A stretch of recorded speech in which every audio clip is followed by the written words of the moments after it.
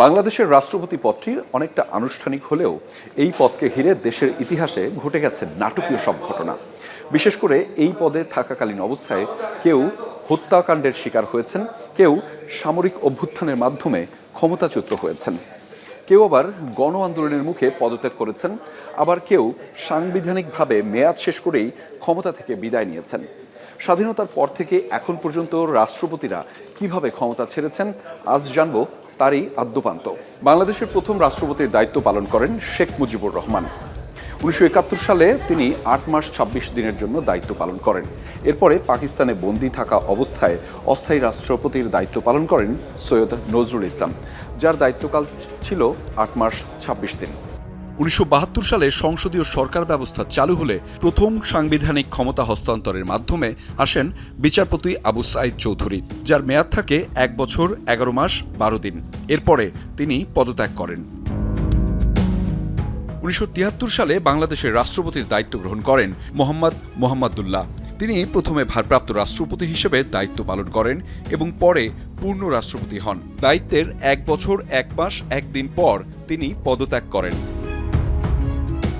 1975 সালের 25 জানুয়ারি সংবিধানের 4র্থ সংশোধনীর মাধ্যমে সংসদীয় শাসন ব্যবস্থা বিলুপ্ত করে রাষ্ট্রপতি শাসন ব্যবস্থা চালু করা হয় এবং শেখ মুজিবুর রহমান রাষ্ট্রপতির দায়িত্ব গ্রহণ করেন। কিন্তু 6 মাস 21 দিন পরে শেখ মুজিবুর রহমানের যাত্রা শেষ হয় 15ই আগস্ট হত্যাকাণ্ডে।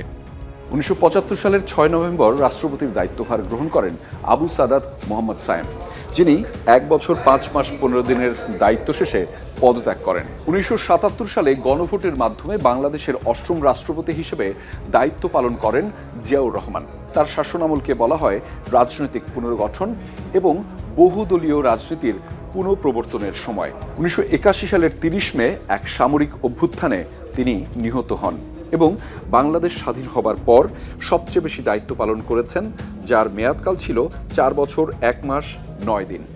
এরপর আব্দুস সাত্তার নির্বাচিত হলেও 1982 সালে এরশাদের সামরিক অভ্যুত্থানে ক্ষমতা হারান তিনি। 9 মাস 24 দিন ছিল তার দায়িত্বকাল। 1982 সালে সামরিক অভ্যুত্থানের পর রাষ্ট্রপতি হিসেবে নিযুক্ত হন আ.ফ.ম. আহসানউদ্দিন চৌধুরী। তার দায়িত্বকাল ছিল 1 বছর 8 মাস 13 দিন। 1983 সালে সামরিক শাসনের মাধ্যমে ক্ষমতায় আসেন হুসেইন মোহাম্মদ এরশাদ। তার শাসনামলে প্রশাসনিক পুনর্গঠন, স্থানীয় সরকার ব্যবস্থার পরিবর্তন এবং অবকাঠামোগত উন্নয়নের যে ধারণা সেটি আসলে তৈরি হয়। বিরোধী দল, নাগরিক আন্দোলন আর গণঅভ্যুত্থানের মুখে 1990 সালে তিনি পদত্যাগ করেন। তার শাসনামল ছিল প্রায় 9 বছর। এরপর 10 মাস 4 দিনের জন্য প্রধান বিচারপতি শাহাবুদ্দিন আহমদ অন্তর্বর্তী রাষ্ট্রপতির দায়িত্ব নেন এবং নির্বাচন শেষে আবার বিচার বিভাগে ফিরে যান। 1991 সালের পর থেকে রাষ্ট্রপতির পদে তুলনামূলক স্থিতিশীলতা আসে। 4 বছর 11 মাস 29 দিনের জন্য দায়িত্ব পালন করেন আব্দুর রহমান বিশ্বাস। 1991 থেকে 96 পর্যন্ত রাষ্ট্রপতি ছিলেন তিনি। 1996 থেকে 2001 পর্যন্ত রাষ্ট্রপতি ছিলেন শাহাবুদ্দিন আহমেদ। এই সময় তিনি সাংবিধানিক রাষ্ট্রপ্রধান হিসেবে দায়িত্ব পালন করেন। 5 বছর 1 মাস 5 দিন ছিল তার দ্বিতীয় রাষ্ট্রপতিত্বকাল। 7 মাস 7 দিনের জন্য একিউএম বদরুদ্দোজা চৌধুরী 2001 সালে রাষ্ট্রপতি হিসেবে দায়িত্ব গ্রহণ করেন। তবে রাজনৈতিক মতবিরোধ ও দলীয় চাপের কারণে তিনি 2002 সালে স্বল্পমেয়াদী সময়ে পদত্যাগ করেন। 2002 সালে স্বল্প সময়ের জন্য ভারপ্রাপ্ত রাষ্ট্রপতি হিসেবে দায়িত্ব পালন করেন জমির উদ্দিন সরকার। তার দায়িত্বকাল মূলত রাষ্ট্রপতির শূন্যতা পূরণ ও সাংবিধানিক ধারাবাহিকতা রক্ষায় সীমিত ছিল। জমির উদ্দিনের রাষ্ট্রপতিত্বকাল ছিল 2 মাস 16 দিন। 2002 থেকে 2009 পর্যন্ত রাষ্ট্রপতি ছিলেন ইয়াজউদ্দিন আহমেদ। 2006 সালে তিনি তত্ত্বাবধায়ক সরকারের প্রধান উপদেষ্টা হিসেবে দায়িত্ব নেন। 6 বছর 5 মাস 6 দিন ছিল তার রাষ্ট্রপতির মেয়াদকাল। 2009 থেকে 2013 পর্যন্ত রাষ্ট্রপতির দায়িত্বে ছিলেন জিল্লুর রহমান। 4 বছর 1 মাস 8 দিন পরে তিনি দায়িত্ব পালনরত অবস্থায় মৃত্যুবরণ করেন। 10 বছর 1 মাস 10 দিন দায়িত্ব পালনের মাধ্যমে রাষ্ট্রপতিদের তালিকায় থাকা আব্দুল হামিদ সবচেয়ে বেশি দায়িত্ব পালন করেছেন রাষ্ট্রপতির, যিনি 2013 সালে ভারপ্রাপ্ত রাষ্ট্রপতি হিসেবে দায়িত্ব পালন করা শুরু করেছিলেন এবং রাষ্ট্রপতির শূন্য পদ পূরণে তিনি সেই সময় সহায়তা করেছিলেন।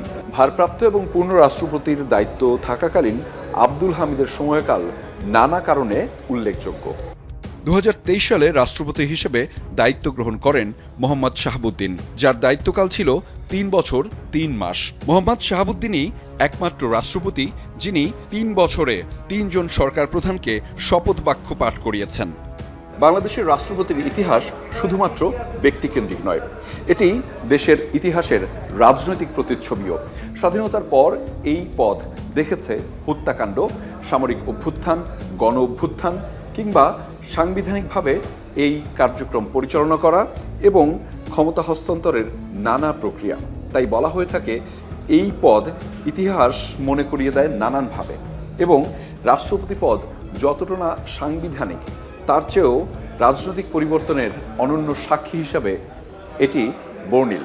আপনার মতে বাংলাদেশের রাষ্ট্রপতির ইতিহাসে সবচেয়ে গুরুত্বপূর্ণ মোড় কোনটি? আমাদেরকে মতামতে জানান।